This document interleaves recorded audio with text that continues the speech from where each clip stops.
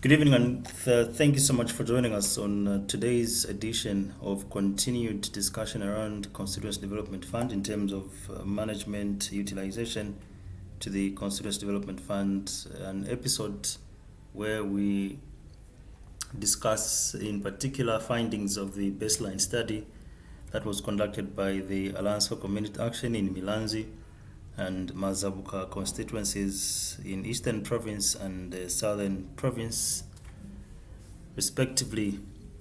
Now, the findings are quite very numerous, but one of it has to do with continued low utilization to the Constituency Development Fund, and this is why today we want to discuss the inclusivity around the utilization of the Constituency Development Fund, in particular discussing how or not persons with disabilities have also partaked of various benefits that come from Constituency Development Fund, especially under the component of marginalized as well as empowerment. So I will be joined shortly by Katombola constituency CDF Chairperson Sophia, Jani. Very interesting that today we have a female voice on the panel. Then Pascal Mulenga, who is president of the Zambia Union of Organizations for Persons with Disabilities, will be joining us via co-conferencing. So these are my guests this evening. We are glad that you could find time to be a part and parcel of this discussion. You can also get into the comment section to give us your observation. Have people in your community, in your constituency, really understood Constituency Development Fund, how they can access it? What is your observation of persons with disabilities benefited? Have they also understood how they can benefit from Constituency Development Fund? For those that are joining us, let me maybe set the tone from onset in terms of the background to the Constituency Development Fund, so that we are all moving at the same pace as always is the case. Now, you may recall that CDF was first introduced in Zambia in 1995, and basically it was to encourage locally driven development in rural and urban communities across the country. Now, the initial concept of CDF was that it only consisted community projects, and these were prioritized projects that would translate into service delivery. Now, in 2021, we all recall the CDF increased both in amount and scope. That is from 1,600,000 kwacha per constituency per year to 25.7 million kwacha per constituency per year.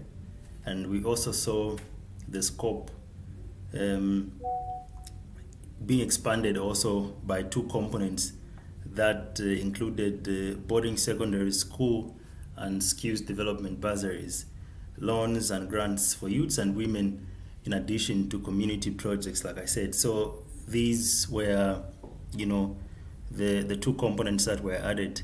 Now, the added components that were meant to improve local economies and ultimately the quality of life in constituencies.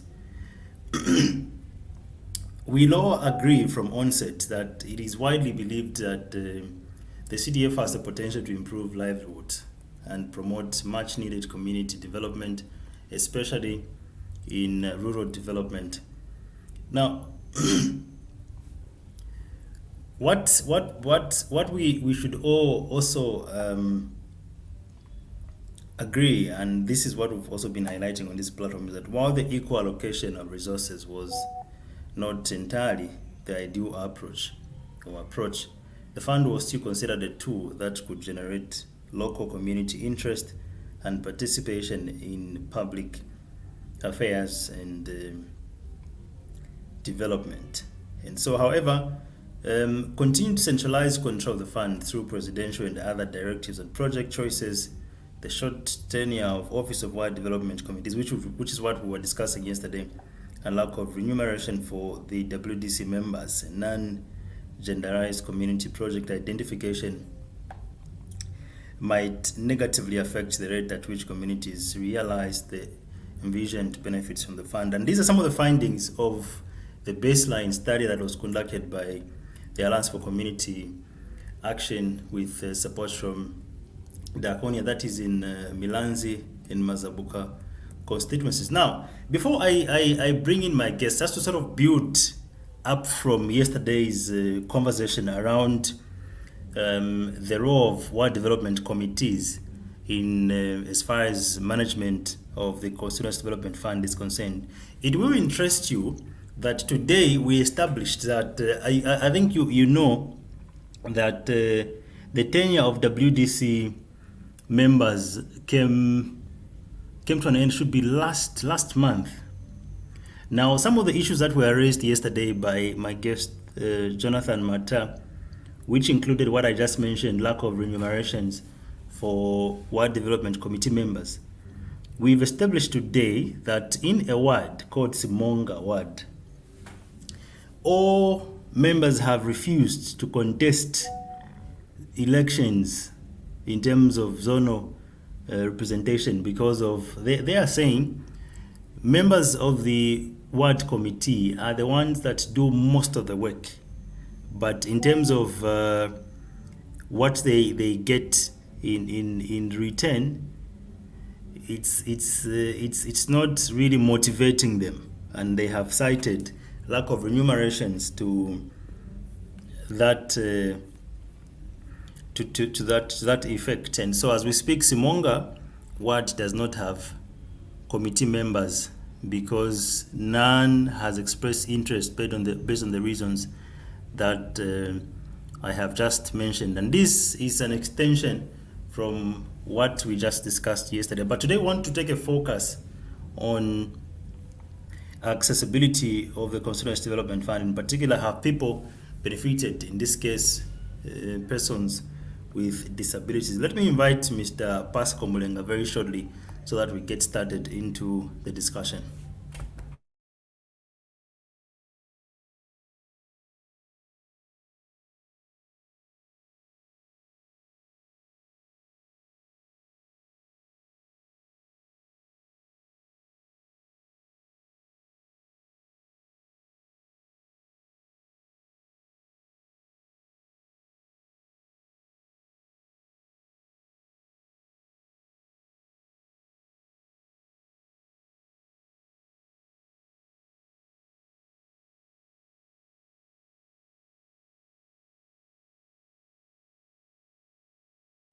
And so, like I said, Mr. Pascal Mulenga joins us live now. He's a president of a very consistent civil society organization that has been defending rights of persons with disabilities for quite a long time. He's also a senior lecturer at David Livingstone College of Education here in Livingstone with much experience around civil society work. Mr. Mulenga, thank you so much for joining us. You are most welcome to this conversation. Thank you very much for all are listening and to everybody who's following us. Thank you. Well, I have told those that are following this conversation that we are looking at the management of Constituency Development Fund, in particular understanding whether persons with disabilities have benefited, what challenges are there in terms of the accessibility to the Constituency Development Fund. To start with, how do you gauge the awareness levels amongst, for the purpose of this conversation, I'll use the word your members so that we are very clear that we are referring to persons with disabilities, especially now that you are representing the organization that looks at the affairs of persons with disabilities. How do you gauge the awareness levels about Constituency Development Fund to persons with disabilities?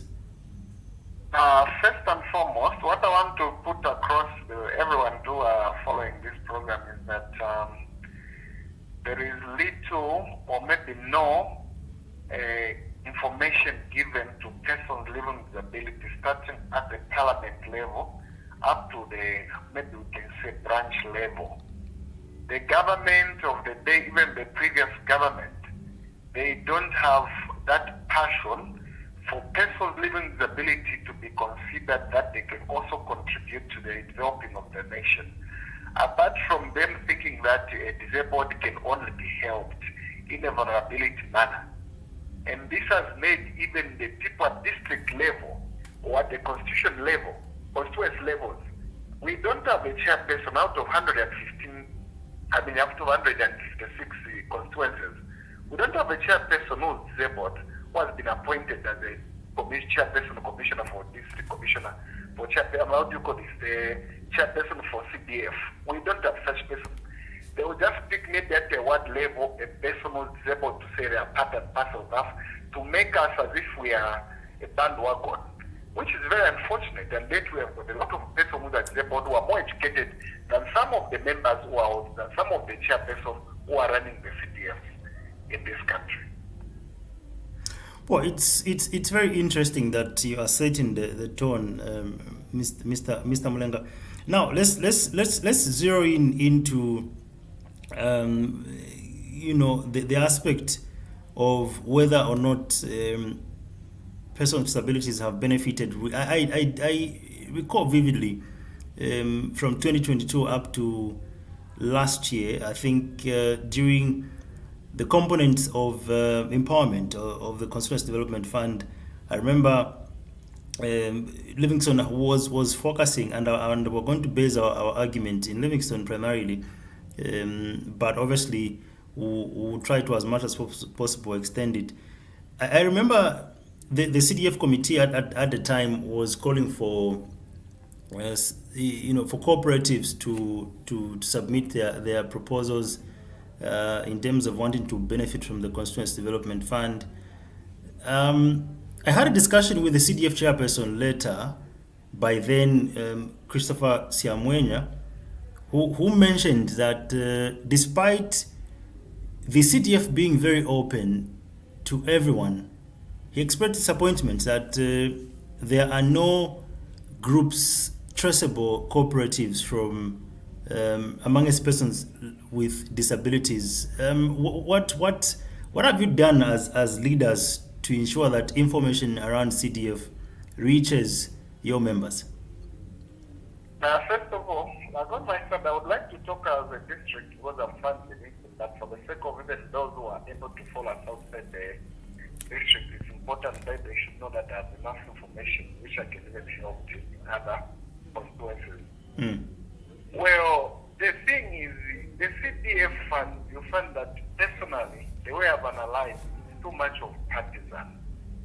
You would rather that they would pick maybe one person who's disabled in a corporate, and they'll make that person to say they is part and parcel of the disabled, and yet those people won't even be empowered. We have got some places in Malon, here in Livingstone. It's rare to find the disabled being empowered with how to keep keep rag chickens and all those things. There is too much neglection. This is the reason why you find that our politicians, whatever they think of a disabled, what comes into their mind is that the disabled cannot contribute to the development of country or the society. In this case, if you give analysis as a journalist, 2022, 2023, if you know about 180 students who are sent to Libya, find out how many disabled students were there. It's almost nothing. How many disabled were sent to NVRC, which is in dollar, Vocational Rehabilitation Center for the Disabled? There's nothing. For certain things, if they are speaking, they don't speak based on realistic. They speak based on comforting their mind in order for others to believe that what they are saying is true. There was even a time when we had a document with Mr. Siamwenya, I believe he's the district UPND chairperson one time, when he rejected the persons living with disability when they wanted to see him. It took Mr. Makwembo to come in and invited him. That's how we had to make a minor reconciliation. So personally, person living with disability, what I'm saying, this thing too much of partisan, and a lot of us who are disabled are not being welcomed.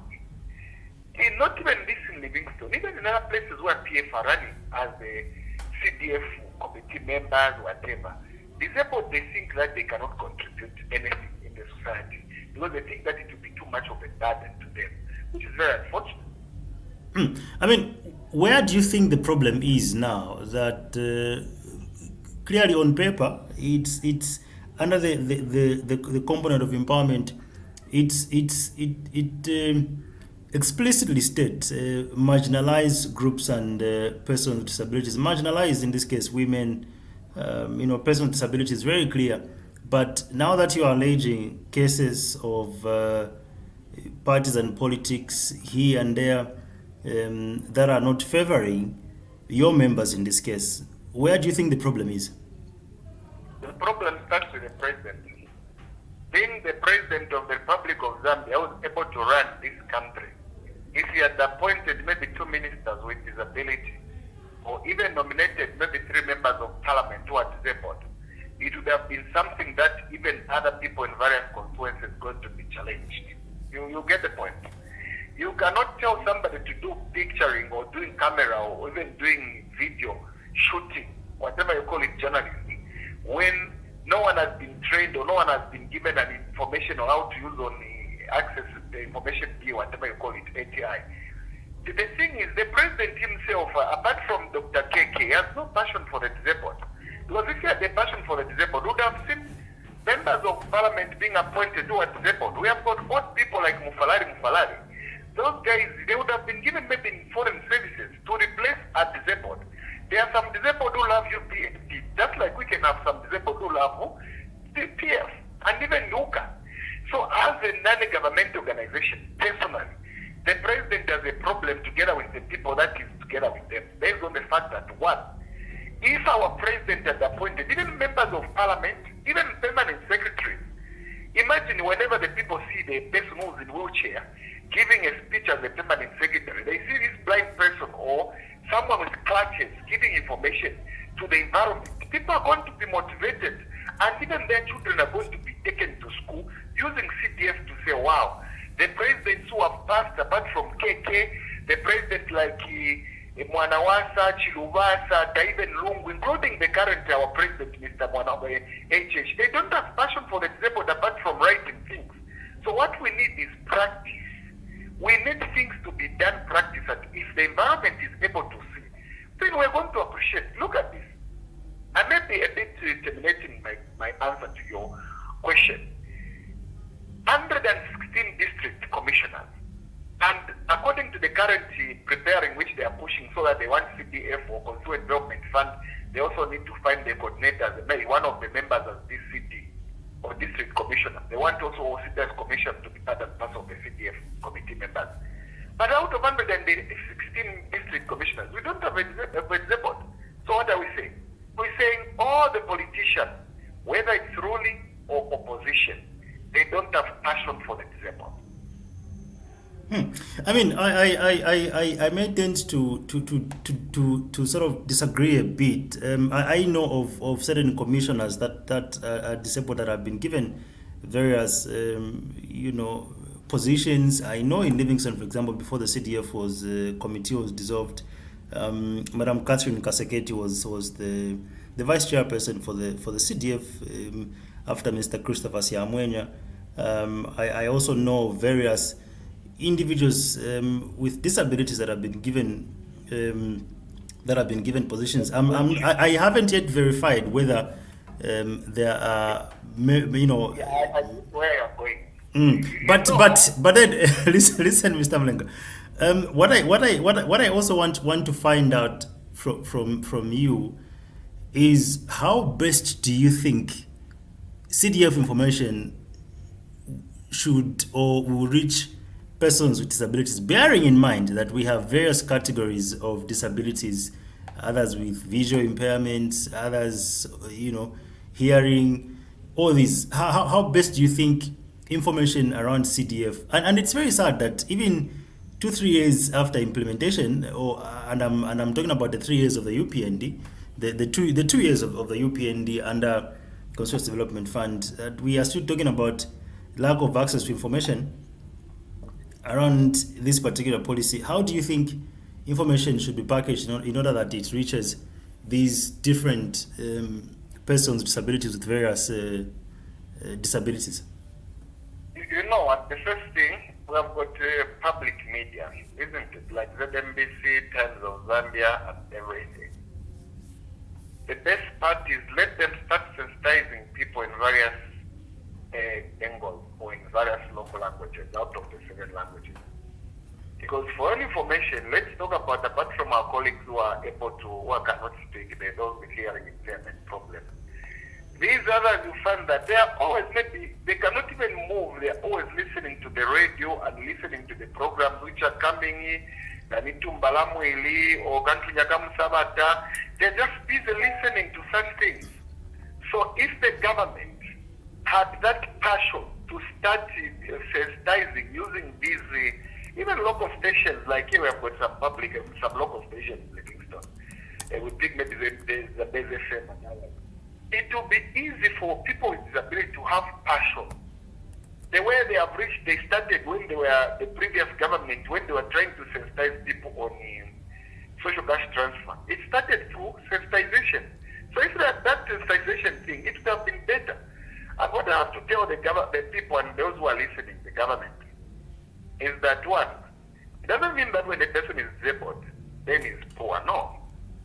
There are people who are disabled and who are very educated, but they have not been empowered. Like yourself. Somehow, Mr. Mulenga, I'm tending to believe that in a way, maybe tempted to believe that are you indirectly seeking for an appointment somewhere?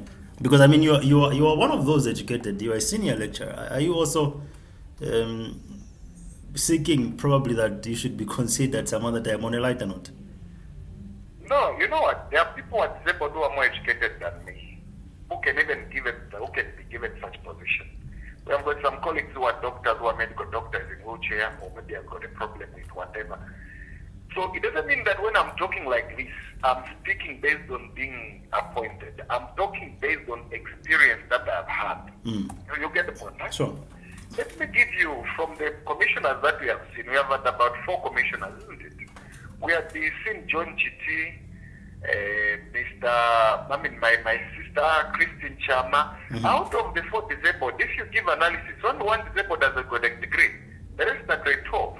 They have failed to pick people educated to become commissioners in various institutions. So you discover that in most cases, they don't take seriously on various issues that affect us. You know are moving as compared to the way it's supposed to be. If I tell you, like my friend, there's some. Have you ever seen, apart from Christine Chama, the other three disabled, have you ever seen being taken by HH being sworn at state house? You are a journalist. Do a research. You come and challenge me on that part. So we're talking about the president, the passion that he has. Even when it comes to the issue of Parliament TV, for the issue of them started using sign language, what are we talking about? We are talking about some of us who had to talk to one parliament, an independent parliament member, to raise an motion to the speaker, and then the speaker looked at it to be very important. That's how now Parliament TV had to employ some two people who are now some sign language interpreters. But when we have got big meetings, for example, when we are talking about the issue when we had youth entrepreneurship, which was in Lusaka, if you remember very well, we never then no one who can give an interpretation. Even when the president was giving speech on how to keep veterinary cows yesterday, did you see anyone giving sign language interpretation? What is important is we want to see the president when he's having those big meetings, maybe apart from the one which we had yesterday concerning the soldiers when he was commissioning that forum. But these other important developmental meetings, we need to see the president to move with sign language interpreters, so that at least 3 or 4 sign language interpreters, they all Zambia, wherever it's going, people we see who are disabled, who are deaf, they're able to be employed, they're able to know what's going on in the country. So that's what we are trying to do. It doesn't mean that when I'm talking like this and I'm desperate for a position. No. But I'm talking from experience. If you follow the way I used to speak, that's the way I am speaking. When Mr. President, Mr. Edgar Chagalungu was a president, I was also against certain things, the policies that were. If you remember on Diamond TV during the day of election, I criticized for them to bring the guys, the blind to vote using vote method for Braille method. I criticized that, and I was there. If you ask around them and others, they will tell you. So me, I speak from the experience so that anyone should be understand. That's what I'm trying to put across. Very clear, Mr. Mulenga, and I'm glad that you are bringing out the aspect of wanting to ensure that. Are you also demanding the same, that whenever these constituency development committees, the ward development committees are going around in the constituencies, in the wards, they should also have at least sign language personnel that would help interpret the message? Is that what you're also suggesting? Those sign languages like Cholakauma and these others, the Obet Mambwe, Pascal, they are coming from the background of persons living with disability organization. They never started on their own. So for us to start this, that means we know where we're putting our point. I hope you have seen the point of change. Definitely, sure. We are not trying to say we want these people, want to employ them. We know where we can trace them. We know where we can be there. We cannot just start from nowhere to say, for the NBC to start the employee country, the NBC started because the various organizations started pushing for people to start having interpretation. If you look in 2011 election, that was one of the first ever time we had the PF and the UPND, the MMD, having 2 different sign language interpreters. The PF were Kudland, the MMD was at independence. By then it was called Independence State and Heroes. So what we're trying to put across, we know where we can and what we can do. Very interesting, Mr. Mulenga. If you were to give, besides what you've noted, the need to have sign language, at least interpreters in various public gathering. If you were to give recommendations around the accessibility of CDF, especially for persons with disabilities, what would be some of those recommendations that you would have given in order that CDF benefits the people, the intended people? Yeah, first and foremost, when you look at the 30 million kwacha which is being given to CDF in various constituencies, you'll find that each money has been given where to go. So what we want also to say is that if they will say 2 million or 1 million shall be given to persons living with disability, it will make an impact for us. But when they put it openly to say it will be going to marginalize, it's something that is that personally I cannot agree. I'm able to disagree on those angles. It's better for that money it is given first. They give certain percentage, just like it is in the Disability Act of 2012 of Zambia, where it says 10% whenever the government is employing, 10% must be given to persons living with disability. And we have been fighting for that. If you remember, 10,000 people were employed, 108 teachers were employed who were disabled instead of employing 3,000. It's only this time when we pushed too much. That's when we had less than about 300 or 400 to be employed in education. So what are we saying? If the government had to give specifically certain amount of money, to say 500,000 kwacha, in each constituency shall be given to persons living with disability, it will be much better off. Because even those people are running, they will have passion to say, wow, this money in those, if you were saying town clerk or council secretary, they have to have that passion to say, oh, what we are going to do in this money is this. Let us use this money and give it to those people. So that even when the auditors come to audit the whole thing, they will be impressed, or they will say this money was diverted somewhere. That's what we want to see. Very interesting submissions there, Mr. Mulenga. In case you've just joined us, you are listening to a live discussion on Continuous Development Fund, and we are asking inclusivity in the Continuous Development Fund in as far as management is concerned. In case you want to participate, you are free to get into the comment section. You are free to either put your comment, or if it's a question, we're more than glad to receive and read that which you have, so that the discussion is not primarily between myself and Mr. Mulenga. Now, this particular conversation is basically based on the baseline study that was done by the Alliance for Community Action in Mazabuka and Milanzi constituencies, and is part of the Deepening Democracy Facility project, which is being implemented by the Alliance for Community Action with support from Diaconia. We are basically focusing on today's episode on have persons with disabilities benefited from CDF.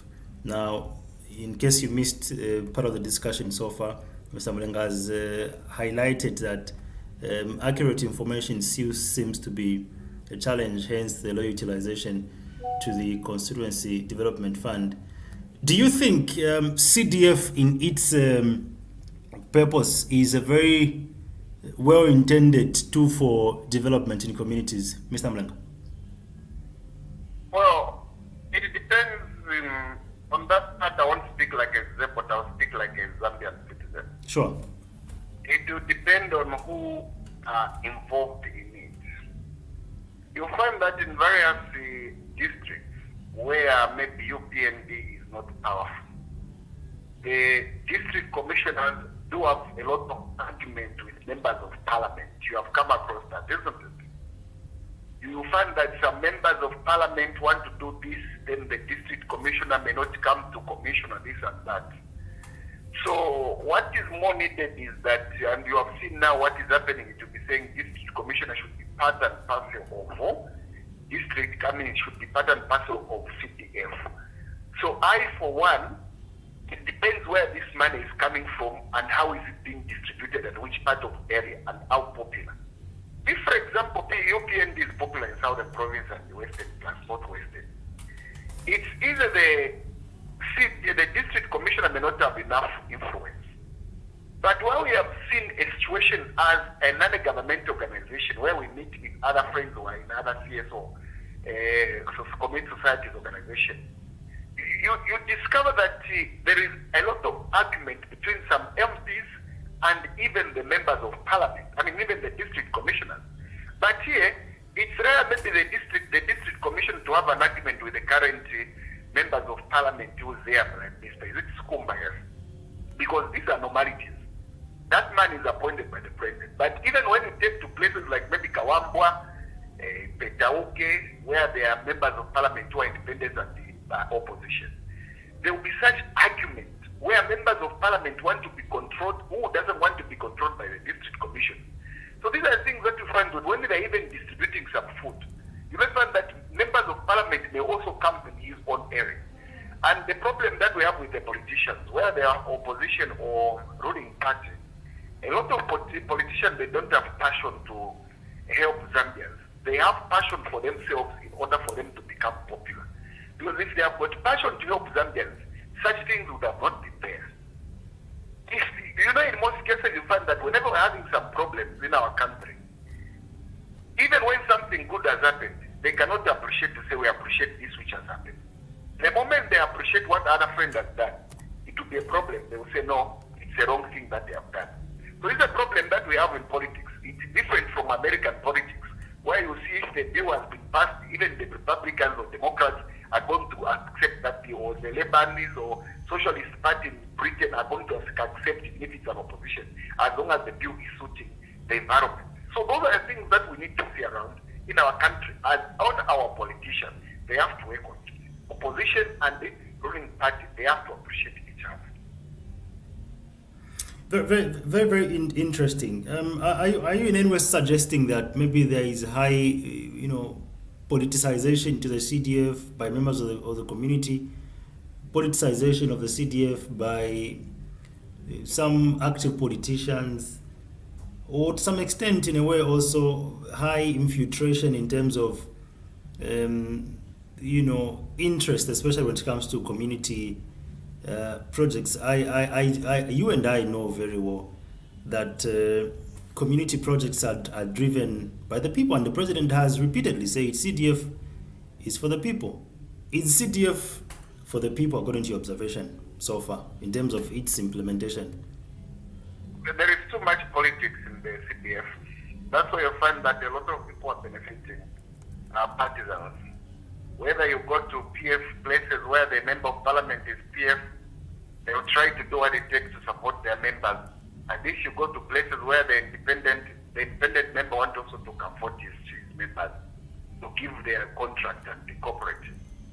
So what I'm saying is the president may want to do what is best, but on the ground is something else. It's something else. That's what I can put across. Mm.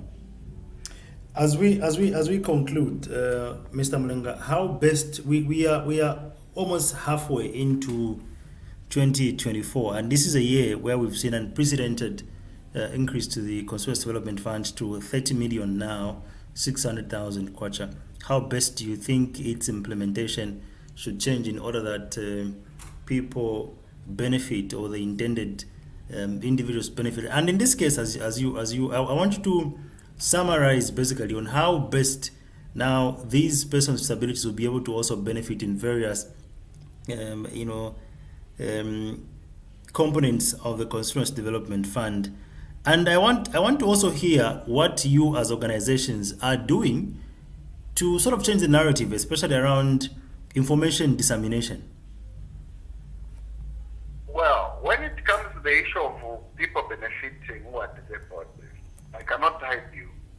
The best way that it can work out is when next year, 2025, the government gives certain specific amount of money. But let me use the word percentage. Whether if there will be 85,000 million kwacha next year, then they say 10%, 1%, which might be 350,000 kwacha, or 2%, should be given to person with disability. We are going to appreciate. Because what you should put in your mind is that there are some schools which are supposed to be built for persons with disability. Like we have got Chongo School in Monze here in Southern Province. Even here we have got this Trust the King School, where we need to be helped, where those guys need to be helped, and yet the government, yet the CDF, they are failing to build something. So what is needed is that, one, let also the people who are in this committee have passion for what they are doing. You are getting my point, isn't it? Yes. Second thing, let also be a law that can be appreciated, starting from the president himself and the opposition members of parliament. On our side, we may need to start sensitizing, but the challenge is also some finances. You cannot just start working around and start talking, because you need fuel. You also need to go in various places. And at the moment, the economy is not as expected because of the issue of crisis, drought, and whatever. So it might be a bit difficult because remember even what the Minister of Finance said last year or early this year, where he said we may do some adjustment of the budget. So we don't expect what they have planned, if it's 30 million kwacha, 600 thousand kwacha, to be given as expected based on the fact that things are being changed based on the current economic challenges, which is the issue of electricity, the issue of drought, and all those things. So you may find that the money that people might expect in various constituencies may not be as expected because of certain things. And me, as an organization, we also have to understand that these are things that are on the ground. But if you go to someone who's an opposition, he'll criticize it, even when you know that there is no rain in this area. So the problem, that's what I'm saying, let that be unity and let's understand each other whenever there's some problem. So for me as an organization, as a president, what I'm just putting across is that, one, I have to understand, because of these challenges, not that a lot of people are going to benefit, no, because of problems. You know, if that there is needed about 23 billion, is it close to 21 or 23 billion kwacha to be given? It's a big challenge. It's almost like, is it more than 10% of the budget, or close to 10% of budget being diverted? So we also have to look at all those things that were expected. So that's how far I can go. Thank you so much, Mr. Mulenga, for your time. It's always a pleasure to have such conversations with you. Thank you very much. I'm grateful. All right.